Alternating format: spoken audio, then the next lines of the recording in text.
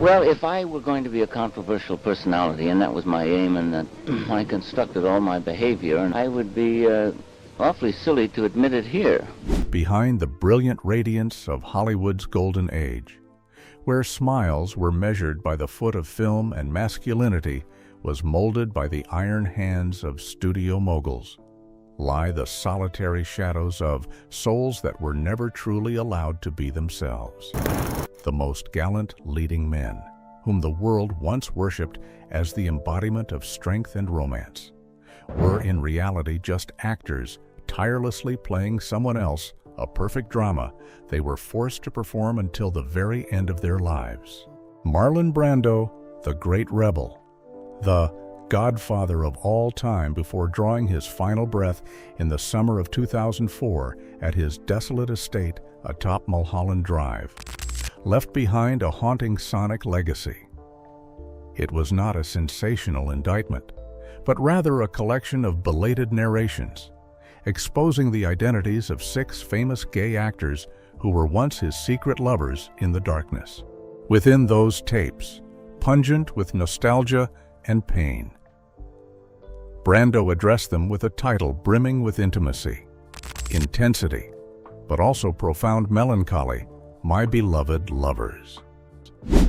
In today's video, let us together unfold the untold stories behind the magnificent velvet curtain to understand the price of silence and the buried thoughts of men who were icons of strength, yet had to hide their true feelings behind the closed doors of luxury hotels. 1. Wally Cox. Tape 01, NYC. 1940. The Tiny Apartment and the Covenant of Ashes. Wally Cox emerges in Tape 1 through memories of New York in 1940, described as a cold, cruel maze for paupers and dreamers.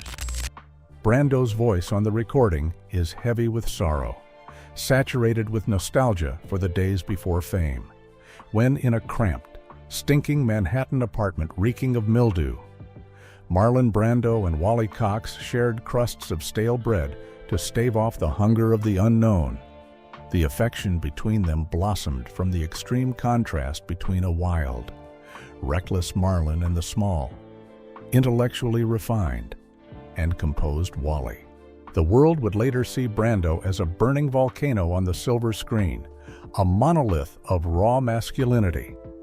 But in truth, that was merely a shell molded by the Hollywood studio system to satisfy the conservative white audiences of the era. In the shadows of that tiny room, only Wally saw the real Marlon shattered, trembling, and sobbing through long nights of despair. Wally was not merely a lover, he was the only mirror that did not judge. A peaceful sanctuary before Marlon was swept away by the merciless storm of fame and transformed into a masculine commodity. Brando confesses in the tape that their feelings did not ignite like a storm, but seeped in like the mist over the Hudson River. It began with the times Wally quietly placed a hand on his shoulder as he screamed over a failed audition, or the way Wally looked through the bad boy facade to touch the frightened child within Brando.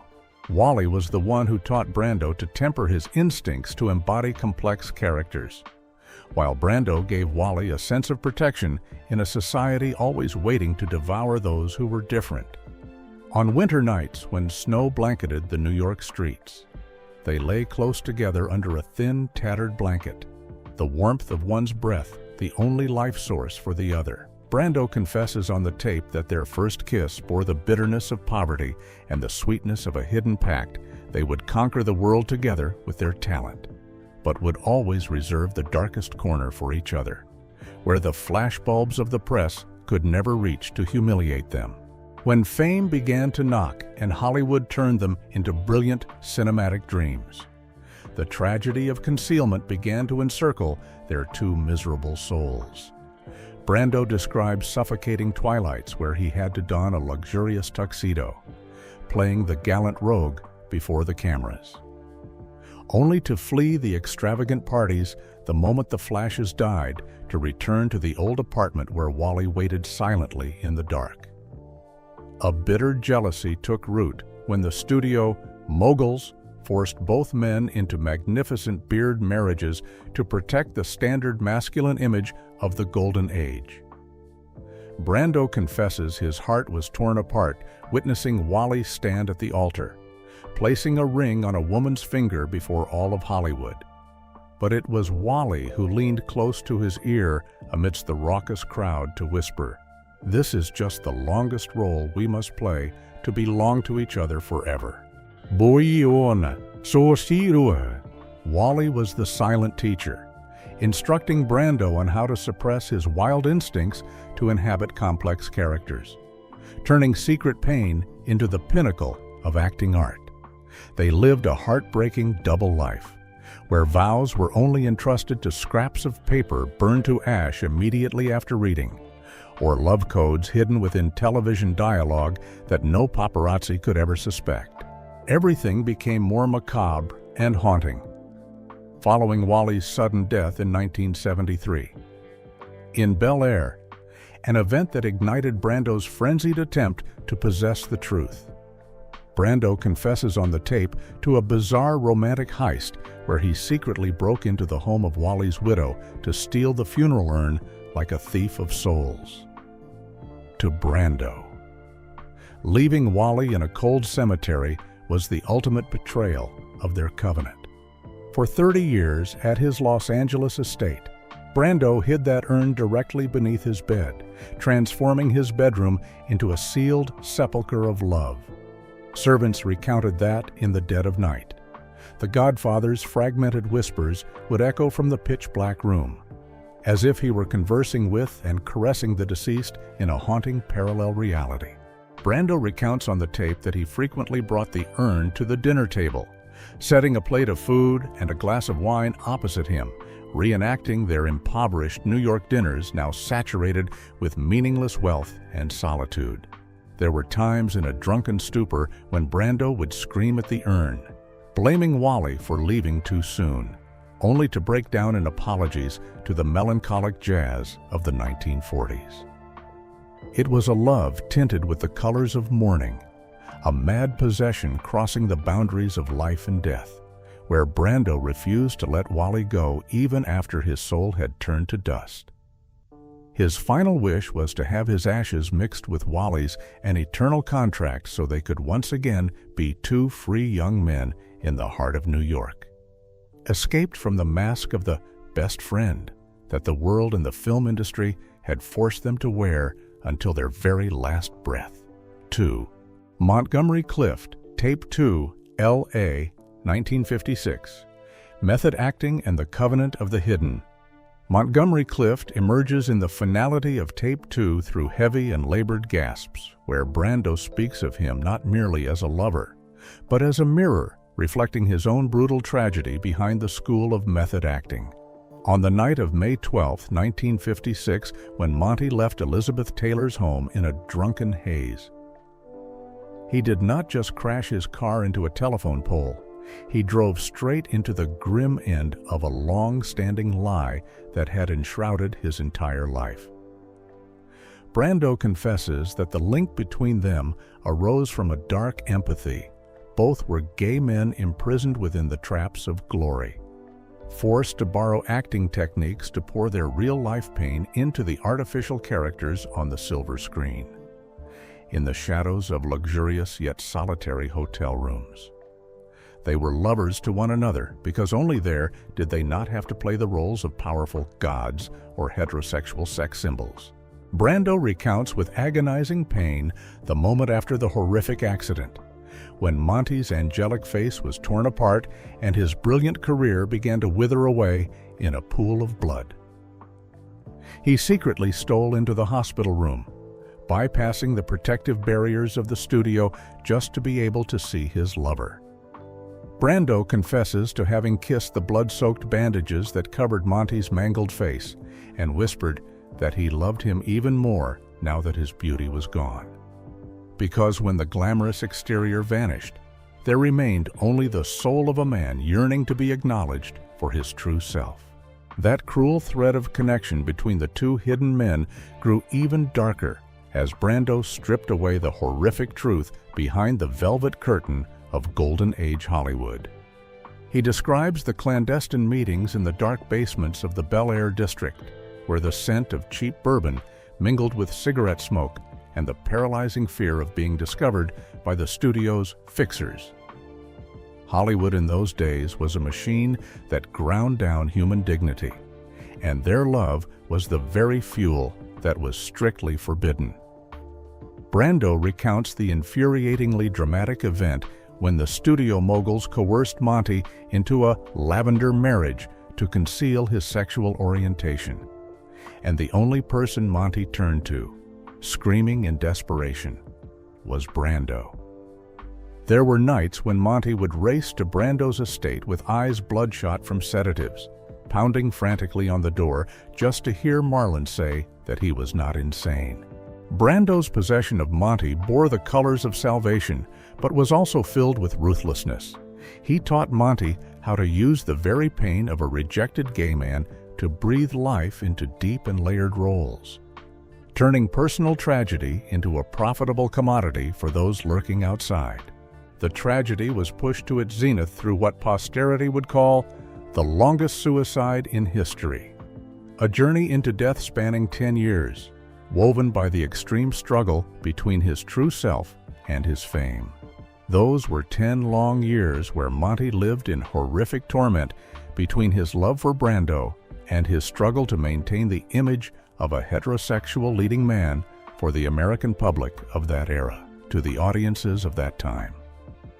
Monty was a dream, the standard of elegance, but Brando reveals that behind that velvet curtain lay a hell on earth watered by alcohol and painkillers.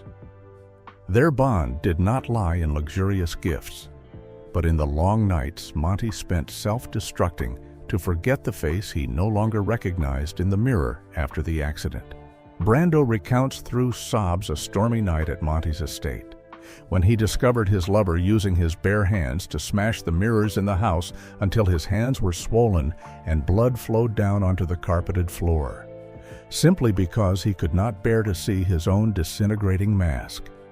The shards of shattered glass beneath Monty's feet that night were the very symbol of the ruin of a generation of superstars forced to live in deception. Brando had to grip those bloody hands tightly, cradling the body trembling from Monty's convulsions and whispering like a sworn vow that Monty would always remain his only lover. Even if this world spat upon their truth, the real tragedy did not lie in tabloid scandals, but in the maddening internal struggle as they had to play the role of strangers before the camera lens to protect the illusory glory of Hollywood. Brando confesses that every time he saw Monty arm in arm with some actress on the red carpet, he felt a blade slash his heart, not out of jealousy toward those women, but envy of their right to exist publicly in the light. When Monty participated in the film The Young Lions alongside Brando, the tension on the movie set reached its ultimate limit. They looked at each other through the lens, but their hearts were screaming in a different language. Their love affair endured through delirium and physical pain, lasting until Monty's heart stopped beating in 1966 in absolute and profound solitude. Brando concludes in the tape that they fled together into the darkness of self-destruction, a pact of two acting kings who spent their entire lives perfectly inhabiting every character, yet failed miserably in living truly with their own lives, a horrific secret that Hollywood meticulously concealed for decades under layers of makeup and the fake smiles on the red carpet. 3. Rock Hudson. Tape 03, Texas, 1955, the giant movie set and the tear-stained covenant. Rock Hudson returns within Brando's inner mind like a frantic heartbeat under the fierce, flesh-burning sun of Marfa. Texas. In the summer of 1955, where the desert dust seemed to carry even the scent of sweet and bitter lies, Brando's voice in the tape suddenly chokes up, then erupts into steely indignation toward Hollywood's system of sentinels, those who stripped away the right to be human from the most illustrious leading men in exchange for illusory dreams. Behind the brilliant frames wearing the perfect technicolor hues of the movie giant, Brando strips away the horrific reality of Rock Hudson, who was being imprisoned within the very title of America's Ideal Man. Marfa that year was not merely a film set, it was a furnace of human dignity where the intense romance of same-sex love was crushed under the ruthless surveillance of lurking media ghosts. Brando reminisces about a sudden stormy night amidst the barren West Texas lands, where the blinding sandstorms and parching heat seemed to cruelly erode the glamorous shell, exposing the painful nakedness behind, as he sought out Rock's mobile trailer to find a stolen warmth in a world full of judgment. In that cramped space, reeking of cigarette smoke and despair, Rock Hudson, the gallant giant worshipped by the entire world, collapsed onto Brando's shoulder, sobbing in heavy heaves like a condemned prisoner who had just heard his final sentence. That crying contained the deep, sharp pain of a hunted soul. Rock trembled not because of the cold, but because of the terror of knowing that the studio fixers were always ready to destroy his life if the secret of his male lover were exposed even by the slightest breath. That clandestine love blossomed like a wildflower struggling to rise amidst the harsh desert, possessing the beauty of a dangerous temptation, but also a desperate escape from the shackles of cinematic glory. Brando recounts the suffocating moment when, right after wiping the hot tears from Rock's weathered cheeks, he had to use his own rough hands to grip the twitching shoulders of his lover, forcing Rock to face himself in the mirror, amidst the roaring thunder tearing the sky apart. Brando coldly and painfully taught Rock how to play the role of a man burning with love for Elizabeth Taylor for the next day's shoot. That was not a lesson in acting, but a lesson in soul suicide. They kissed in a state of extreme panic within 4 cramped tin walls. A kiss bearing the saltiness of tears and the despair of those who were personally digging a grave to bury their own true selves in exchange for a false form. Brando confesses his heart seemed to bleed when he saw Rock step out of the trailer a second later, donning the mask of a standard masculine hero, smiling before the cameras as if the previous pain had never existed. Those clandestine moments were not just a seasonal indulgence of instinct, but a painful flight on the boundary of survival. Brando had to stand there, his heart bleeding as he witnessed the man he loved have his dignity crushed by the Hollywood machine, molded into a polished yet cold and hollow to the soul heterosexual wax statue. In the final tape, Brando's voice hisses through gritted teeth with extreme bitterness. Rock was the most beautiful lie Hollywood ever wove to lull America to sleep. But when that trailer door closed and he lay nestled in my arms, Rock was just a pathetic man begging for a truth. Brando confesses that every kiss between them was stained by the bitterness of betrayal, betraying oneself in exchange for the worship of an illusion. It was a bloody contract that Rock Hudson had to sign with his own life, exchanging eternal glory for the silent death of his true soul. A profound tragedy that Brando calls the most ruthless sacrifice that Hollywood's aura ever demanded of a human life. 4. Anthony Perkins. Tape 04, West Hollywood. 1960. The Nightmare of Psycho and A Dance in the Dark. Anthony Perkins walks into Brando's memories like a fragile orchid, withering amidst the storm of fame following the 1960 masterpiece, Psycho. Brando's voice on tape 4 carries a bone-chillingly deep tone, unmasking the truth of an actor trapped between the siege of stalking reporters and the constant obsession with his sexual orientation being exposed. Brando confesses with piercing sorrow that, while the whole world held its breath watching every gesture of the killer Norman Bates on screen. He was the only one to witness a shattered Tony living in a living hell due to fear of the purging campaigns against gay people sweeping through officials and artists at the time. Their love did not begin at magnificent Beverly Hills galas, but blossomed in the quiet darkness of secret basements along Santa Monica Boulevard in the late nights of 1961.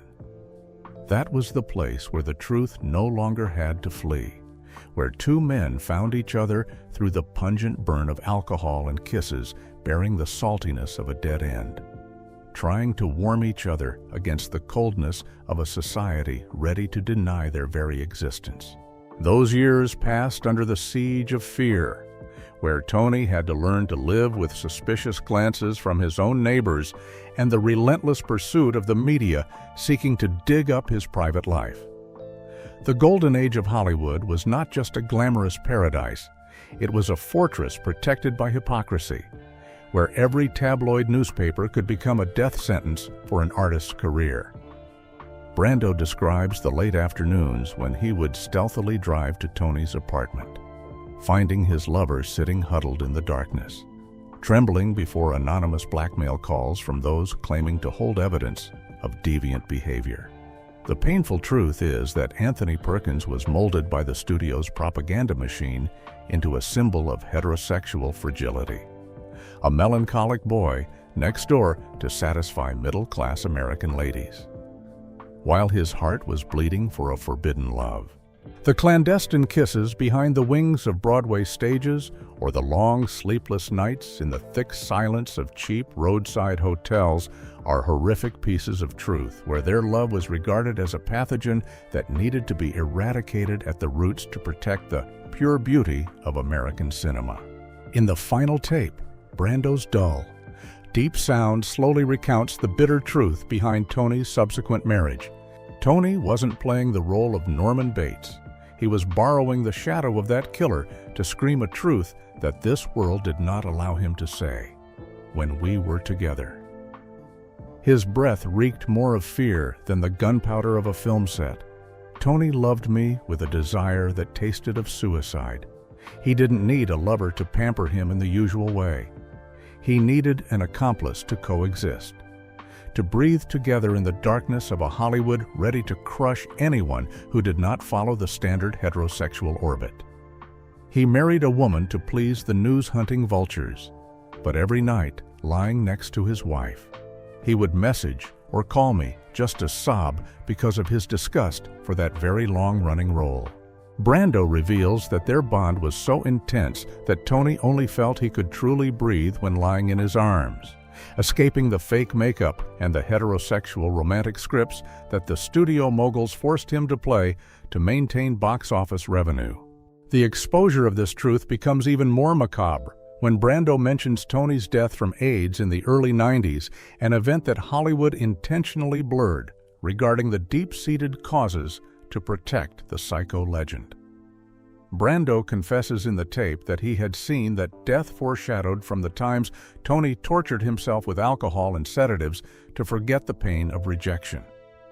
That bitter drama lasted for decades, turning Tony's life into a sequence of days living in the shadows, where every racing heartbeat feared being seen through to the very soul by paparazzi. Brando concludes in infinite sorrow that his possession of Tony ultimately could not protect a soul that had been suffocated by social pressure and illusory glory right from the start. The final whispers in Tape 4 are a long sigh for a legend dying slowly in silence, carrying a truth about same-sex romance that cinema history meticulously covered up behind radiant smiles on the red carpet, leaving a stinging resonance about the price of having to live a borrowed life. 5. Sal Mineo. Tape 05, NYC. 1955. The Scent of Grease Paint and the Top Secret Kiss. Behind Broadway's wings, Sal Mineo emerges in Brando's inner mind through Tape 05 as a sobbing pulse of youth. A soul bearing the saddest eyes in Hollywood, who always yearned for acknowledgement in an era filled with the gun barrels of judgment. Brando's voice drops, vibrating with sorrowful rhythms as he reminisces about the autumn of 1955 in New York, behind the brilliant wings reeking of makeup and grease paint in a Broadway theater. Amidst the hysterical commotion of the audience, screaming the name of the boy who had just shot to stardom in the masterpiece Rebel Without a Cause. Only Marlon saw the true Sal Mineo, a lost child trembling in the storm of fame. Brando describes the moment they became lovers, not with flowery vows, but through a resonance of comrades in arms within the darkness. Sal, with all the innocence and intensity of his early 20s, leaned close to Marlon's ear amidst the thick cigarette smoke backstage to confess a hard-to-swallow truth. He would rather trade all the silver screen aura, all the praises of the world, just for one chance to hold Marlon's hand publicly on the street, without fearing the crushing of his dignity or the theft of his future. The connection between them blossomed like a stolen warmth during the freezing winter of rejection, the trembling. Painful touches of hands before the cold factories of the studio moguls, where the honest souls of young people were strangled in exchange for a glossy appearance. A beautiful but hollow wax statue. Sal Mineo was unlike other leading men who tried to brace themselves within the shell of traditional masculinity. He possessed a fragile beauty, an exposed sensitivity that made Brando both long to protect him and feel pain witnessing him be molded by studios into a hollow heterosexual teen idol. Brando recounts the detail exposing the truth of the top-secret kiss behind the red carpet wings, where the sweetness of lips mingled with the bitterness of the lies they had to weave every day to survive. In the final tape, Brando's voice resounds with the echoes of belated regret. Sal was the personification of a persecuted sincerity. When I gave him my photograph, it wasn't a gift from a star to a fan, but a silent vow that we belong to the same forbidden sanctuary. I kissed his tear-filled eyes and whispered, "This world has never and will never be worthy of our truth." Sal, hold on to this secret as if holding on to your life. Their romance was a series of hurried encounters in cheap Manhattan hotel rooms, where they were allowed to shed the polished tuxedos to be themselves, before once again having to step out there and play the roles of perfect icons of youth for an American public intoxicated by hypocrisy. The harshness of the Lavender Scare era turned their love into an exhausting flight, where Sal was gradually pushed to the social margins as he began to live more truthfully to himself. Brando describes the years that followed, when Sal's aura faded, leaving only a man struggling with the prejudice and coldness of those who once cheered for him. This tragedy becomes most horrific and saturated with truth when Brando mentions the bloody event on the night of February 12, 1976.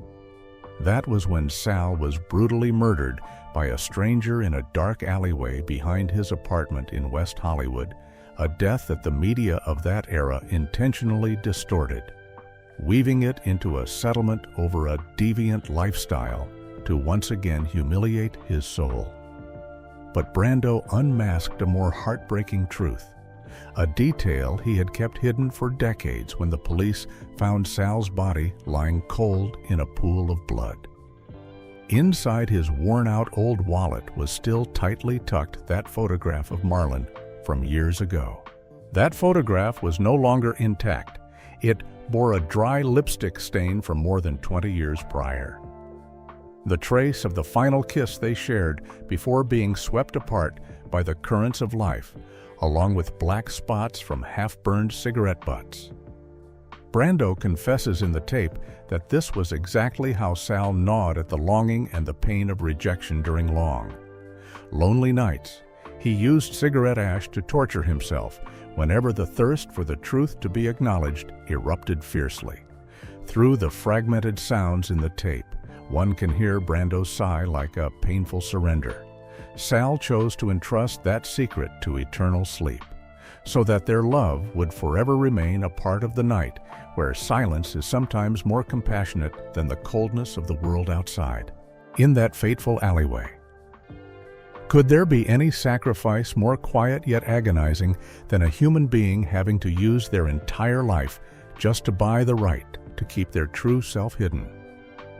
Sal Mineo is gone, but the warmth from his shattered heart remains, lingering in Brando's tapes, reminding us of a life that loved with all its sincerity, even if the price to be paid was permanent disappearance into the void without ever once stepping into the light.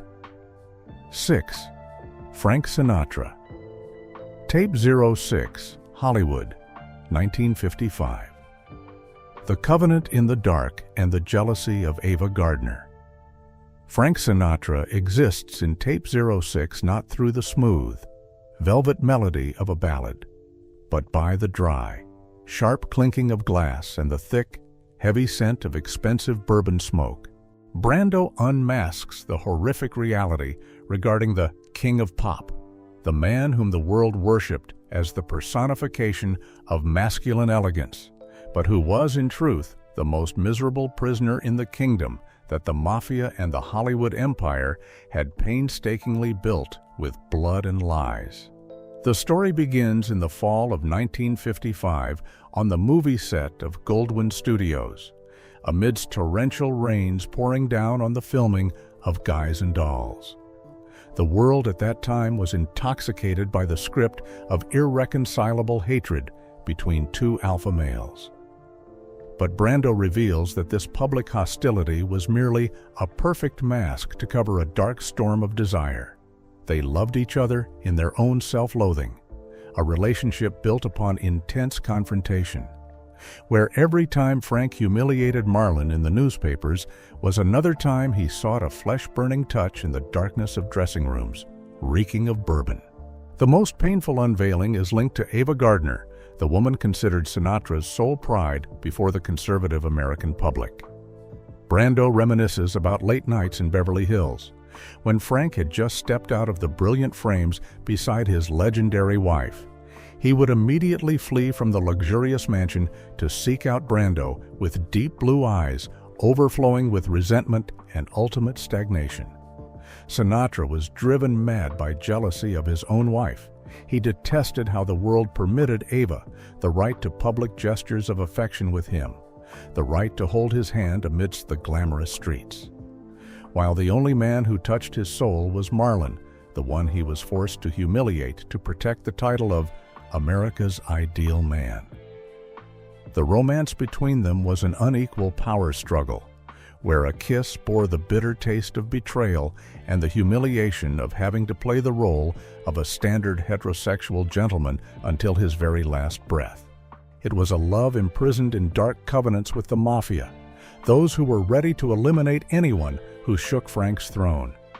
They loved each other in their own self-disgust, a relationship constructed upon fierce opposition, where a same-sex kiss between two powerful entities carried the bitterness of betrayal and the shame of performing as a heterosexual gentleman until the very end. The most painful unveiling is tied to the marriage of the century between Sinatra and his legendary wife Ava Gardner, the only woman strong enough to serve as a shield for Frank's true self before the public. Brando reminisces about late nights in 1955 when Frank had just stepped out of the radiant frames with Ava before the press cameras. He would immediately flee from the lavish estate to find Brando with deep blue eyes filled with rage and ultimate stagnation. Sinatra went insane with jealousy of his own wife. He hated that the world allowed Ava the right to publicly display affection toward him, the right to hold his hand in the glamorous city, while the only man who truly reached his soul was Marlon, the one he had to insult to safeguard the title of America's Ideal Man. In the darkness of the smoke-filled dressing room, Sinatra pinned Brando against the wall and hissed through gritted teeth in agonizing pain, "Marlon, why does Ava Gardner have the right to hold my hand in the middle of New York? While you do not, why do they allow a woman to possess publicity, while we must die slowly in this darkness? The vibration between those two great egos blossomed from the very ruthlessness they showed each other on the film set, under the surveillance of the mafia always lurking behind Sinatra's back. Brando confesses in the tape about a naked secret he intentionally ruined the famous cheesecake eating scene up to 40 times, just to see Frank lose control and vent his fury upon his body through brutal kisses immediately after the camera lights were extinguished, amidst the thick darkness of the deserted film set, reeking of fresh paint and dust. Frank quietly followed Marlon into the private dressing room, in the hot breath of bourbon and eyes flashing with the resentment of a captive. Sinatra cornered Brando against the wall, his sinewy hands clutching tightly at his lover's collar and hissing through gritted teeth in a voice trembling with pain. "Marlon, they have turned me into a lonely god, but they have stripped away my right to be a real man. If this world knew I loved you, the gun on that tea table would be the only end the mafia would reserve for me. I would rather die in fake glory than have my naked soul exposed to the mockery of a million heterosexuals out there." Sinatra loved Brando with a kind of power that wanted absolute possession, but was simultaneously a silent self-destruction to escape the golden cage called greatness. This poignant drama lasted through endless drinking bouts and anonymous threats, leaving a stinging resonance about a legend who had to take this secret to the grave in 1998. Sinatra's silence until his final breath is the most cruel testament to the truth behind the aura. Frank chose the crown instead of the heart, dying slowly in silence because he never once dared to live truthfully with his nature under the sun. Is there any price more devastating than becoming the icon of love in the eyes of the whole world, yet never truly belonging to the man you love? The list of 6 gay actors who were once the lovers of the Godfather is not merely a belated confession, but a sigh full of indignation toward a Hollywood society that once worshipped masculine icons while heartlessly suffocating their very identities. We see immortal gods on the silver screen, but Brando's tapes force us to see miserable prisoners. He exposes a cruel reality that the most brilliant aura is sometimes built upon the most painful denial. Thank you for revisiting these aching diary pages with us. If the stories of Hollywood's hidden corners have touched your soul, please leave a like, hit the subscribe button, and turn on the notification bell so you do not miss the next shocking truths. Your companionship is the greatest motivation for us to continue the journey of unveiling the untold stories behind the curtain of magnificent Hollywood.